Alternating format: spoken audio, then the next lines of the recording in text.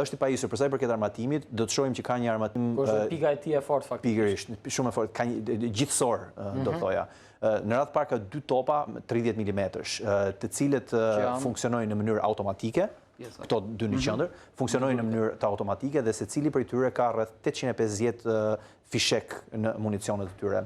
Janë efektiv deri në 2.5 deri në 4 kilometra dhe përdoret lloje të ndryshme municioni.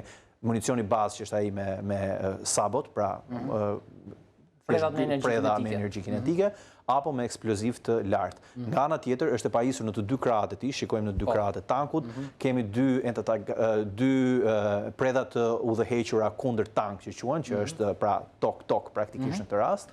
4 në total prej tyre.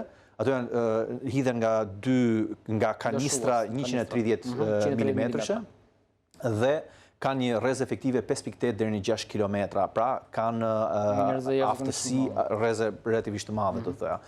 Në të njëjtën